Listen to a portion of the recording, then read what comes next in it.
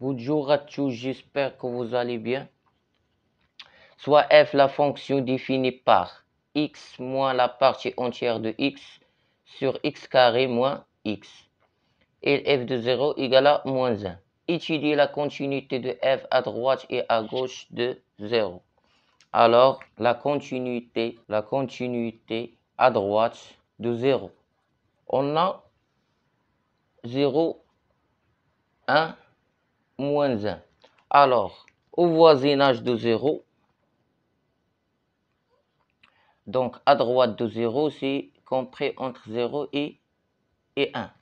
Donc, quel que soit x appartient à 0, 1, c'est-à-dire x compris entre 0 et 1, alors la partie entière de x égale à 0.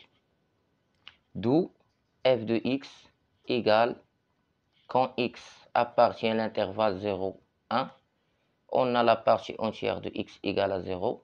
Alors la fonction f de x devient x moins 0 sur x carré moins x. On va factoriser par x, donc x facteur de x moins 1. Et on va simplifier. Donc f de x égale à 1 sur x moins 1. D'où la limite quand x tend vers 0 plus de f de x égale à 1 sur moins 1 égale à moins 1.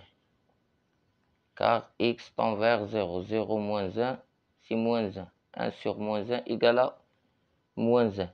Égale à f de 0. Car f de 0 égale à moins 1. D'où la limite quand x tend vers 0 plus de f de x égale moins 1 égale à l'image de 0. Donc, f est continu à droite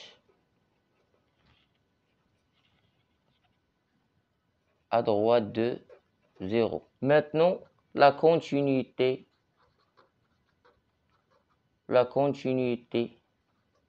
à gauche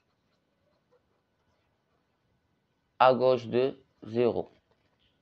Alors, quel que soit x appartient à l'intervalle moins 1, 0, on a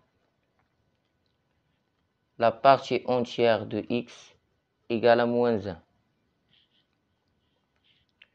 Donc, quel que soit x appartient à moins 1, 0, f de x égale x moins la partie entière de x sur x au carré moins x.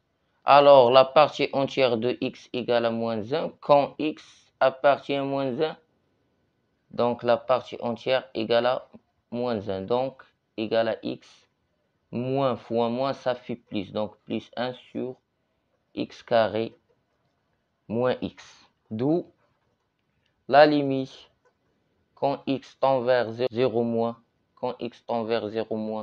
de f de x égale à la limite quand x tend vers 0 moins de x plus 1 sur x carré moins x égale, donc 0 plus 1 ça fait 1, 1 sur 0 plus, car on a x carré.